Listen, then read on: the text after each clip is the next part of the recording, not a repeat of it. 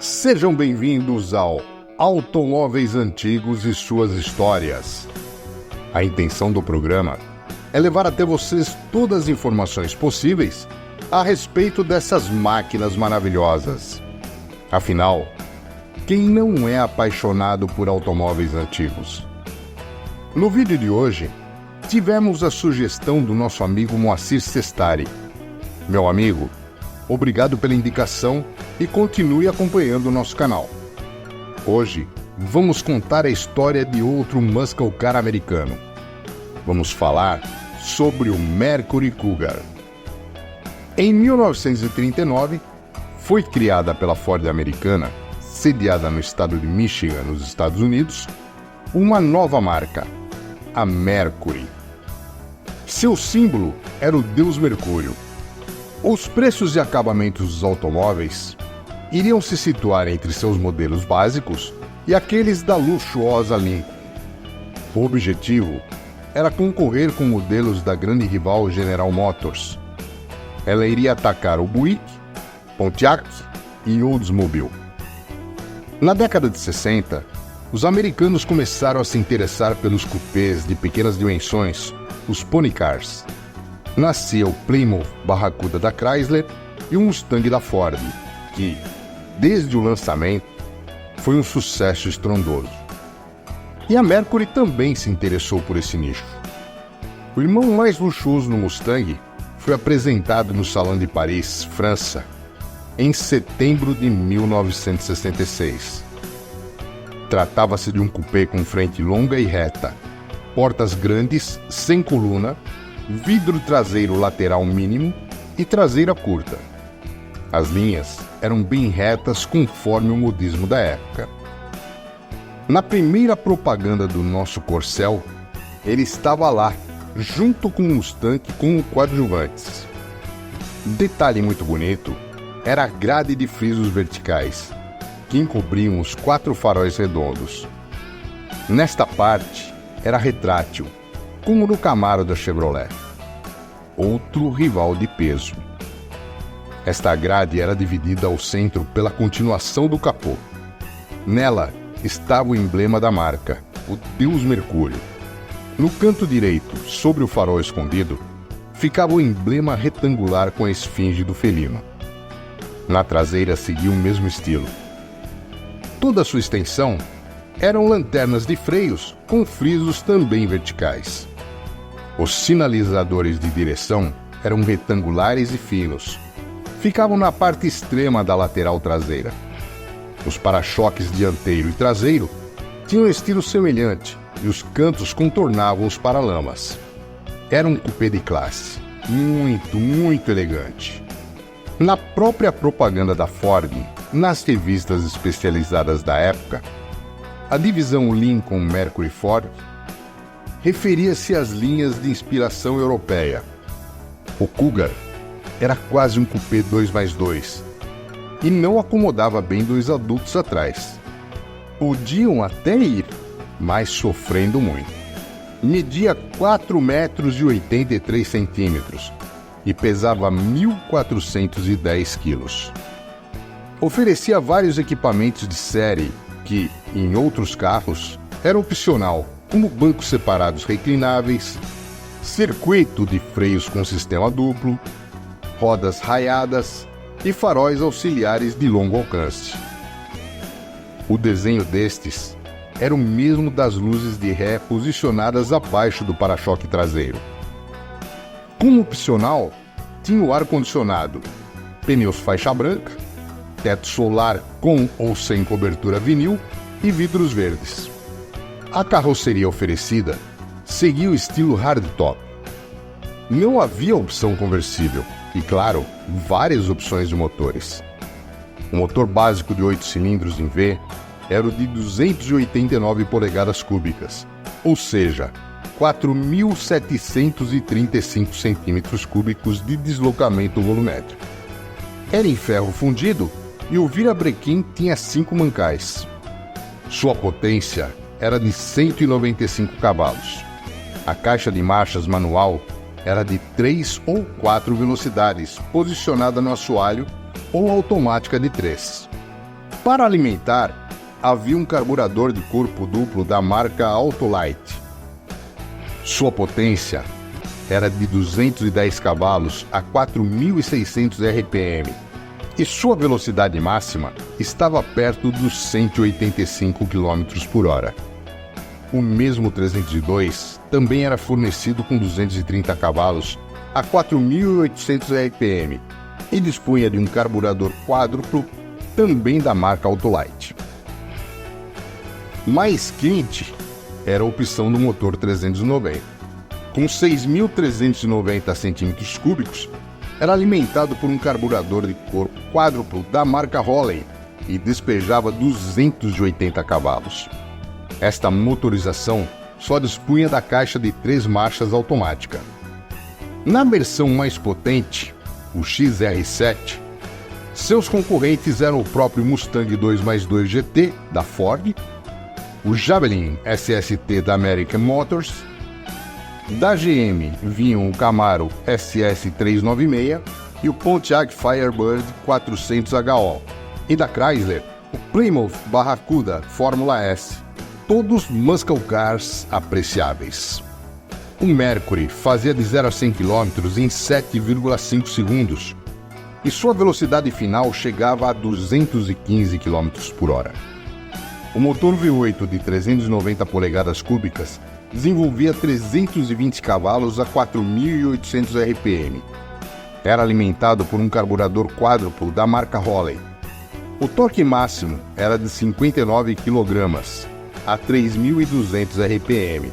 Era muito bom de arrancada e retas, mas não muito esportivo em curvas devido a uma inclinação excessiva da carroceria. Sua suspensão era mais confortável do que a do Mustang. Estava calçado com bons pneus Goodyear F70 de 14 polegadas. As rodas de aço eram cromadas e tinham um belo desenho esportivo. O painel, com imitação de madeira, contava com vasta instrumentação. Todos os mostradores eram redondos com um detalhe interessante. 4 à frente do motorista: contagiros, velocímetro, marcador de nível de combustível, temperatura, voltímetro, pressão de óleo, odômetro, etc. E o relógio de horas, do mesmo tamanho, ficava sobre o console central abaixo do rádio. O acabamento num todo era correto, luxuoso para a classe a que se destinava e de bom gosto. O volante tinha 3 raios e era de bom diâmetro. Os freios dianteiros eram a disco ventilados e os traseiros a tambor.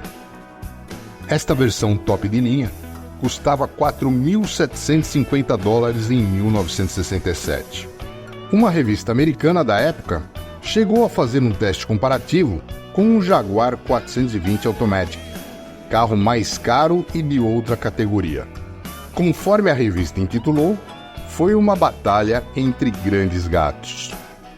Em 1968, entravam em cena mais 2 motores: o 428, que desenvolvia 335 cavalos, e o 427, que desenvolvia 390 cavalos. Atingiu 100 km por hora em 7,3 segundos, e os primeiros 400 metros, medida padrão de aferição nos Estados Unidos, em 15,12 segundos, chegando a 150 km por hora. Neste ano, foram vendidos 110 mil modelos. Em 1969, veio a primeira mudança de carroceria. Ficou mais moderno e um pouco maior, mas continuou mantendo o estilo e a classe. Na lateral, a carroceria ganhava um vinco descendente da altura dos paralamas dianteiro, finalizando atrás da porta. As linhas estavam mais curvas, principalmente após a coluna B. Perdia o quebra-vento. A grade mantinha os faróis retráteis, mas os frisos passaram a ser horizontais. As rodas ganhavam um novo desenho com 5 raios e pneus mais largos também. Os bancos ganhavam um encosto de cabeça. O XR7 ostentava sobre o capô uma entrada de ar agressiva. Atrás era notável os 2 canos de descarga nas extremidades. Denunciava a potência. O motor 302 na versão básica passava a ter 290 cavalos. Entrava em cena também o Windsor 351 com 5.751 centímetros cúbicos, com duas opções de potências que variavam entre 250 a 290 cavalos. E o conversível chegava para agradar os compradores da Califórnia e da Flórida. Era muito bonito. E se a capota de lona fosse de cor diferente da carroceria, fazia ainda um contraste interessante. Por dentro, também havia alterações.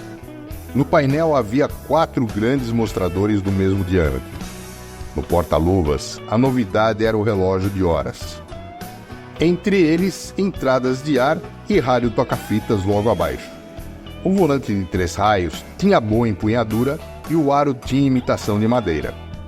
O controle dos retrovisores externos era formato cone e elétrico. Em 1970, mais uma versão além da Basic da XR7. A Eliminator, com rodas esportivas na cor da carroceria, aerofólio na traseira tipo primeiro Puma Spider, logotipo enorme no paralamas traseiro, faixas duplas nas laterais superiores, sendo uma preta e outra que tinha a mesma cor do carro, mas com contorno preto. Faixa preta ao centro do capô e entrada de ar da mesma cor. Bem agressivo e presente. Não passava despercebido. Por dentro, o volante esportivo de menor diâmetro tinha 4 raios. O interior era todo preto. O motor era o famoso 351 Cleveland, com carburador quádruplo que desenvolvia 300 cavalos. Também disponível estava o Big Block 429 com 7.030 centímetros cúbicos. Mas, infelizmente, as vendas começavam a cair. No final de 1971, a terceira geração de carroceria era novidade. O carro ganhou tamanho e, logicamente, mais peso. As linhas estavam mais curvas. Estava gordo, parrudo e pesadão. Tendência natural na virada da década nos Estados Unidos. Pesava 1.530 quilos e o Eliminator não estava mais em produção. E as únicas opções de motores eram o 351 com 285 cavalos e o 429 com 375. Mudava o painel e perdia o enorme relógio de horas sobre o porta-luvas. A grade agora estava dividida. Ao centro destacava-se uma grade vertical grande, com frisos verticais, protegendo o radiador, e as laterais eram com frisos horizontais. Os faróis não eram mais escamoteáveis. Perdeu um dos grandes charmes iniciais. Mas, num todo, o automóvel ainda era atraente. Tinha agressividade, mas estava longe de ser um esportivo de luxo conforme a ideia original. O motor V8 351 tinha opções de 168 cavalos e 264. As leis de proteção ambiental já começavam a baixar a potência dos carros nos Estados Unidos, principalmente na Califórnia, onde os habitantes amavam um conversível veloz, o sol e os cabelos ao vento. Em 1976, já era uma versão coupé mais luxuosa da linha Montero, um coupé de grandes dimensões. À frente não havia mudado muito e atrás, na coluna C, havia uma pequena janelinha de gosto muito duvidoso. Não havia nada de esportivo no carro. Em 1979, compartilhava a mesma plataforma do Ford Thunderbird e já estava bem descaracterizado. A coluna C do modelo coupé era enorme e o carro tinha um ar muito pesado. Tinha versões 4 portas e também a perua Cougar Villager, que chegava a ser atraente. Em 1988, já com nova carroceria, voltava às origens de coupé compacto. Media 5 metros e 10 centímetros e pesava 1.620 quilos. E ainda compartilhava a plataforma com o Thunderbird, que também exibia praticamente as mesmas dimensões. Na propaganda da marca, dava ênfase a tomar cuidado com o gato, mas era manso se comparado àqueles da década de 60 e 70.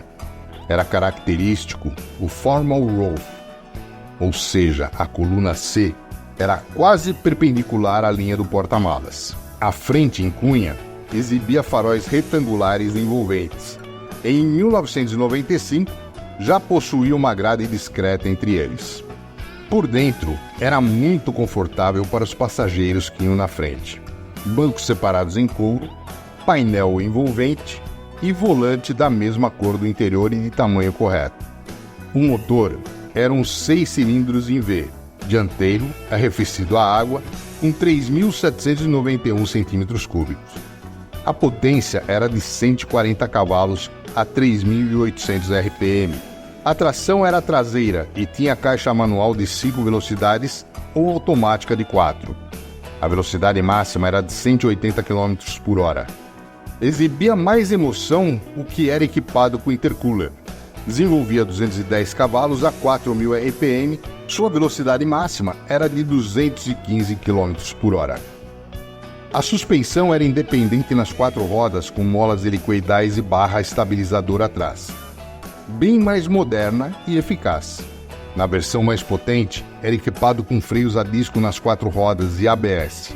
Seus concorrentes eram o Chrysler LeBaron Coupé, o Eagle Talon, o Ford Thunderbird, o Cadillac Beretta, o Buick Regal, o Chevrolet Camaro e Monte Carlo, o Oldsmobile Cutlass e o Pontiac Grand Prix.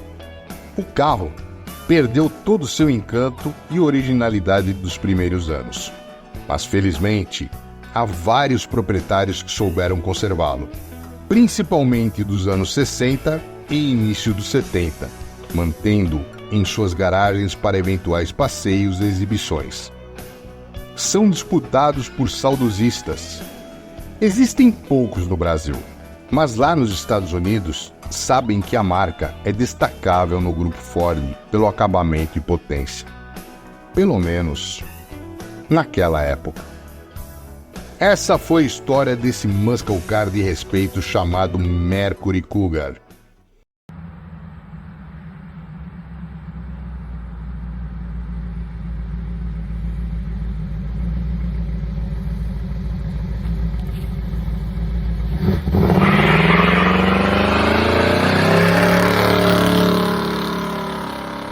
Agradeço a todos vocês por terem ficado comigo até agora. Espero que tenham gostado do vídeo. Caso vocês queiram conhecer a história de algum automóvel antigo, é só pedir nos comentários do canal. Por favor, deixem seus likes, inscrevam-se, compartilhem e toquem o sininho. Daqui 15 dias, estaremos de volta com mais um Automóveis Antigos e Suas Histórias. Até mais!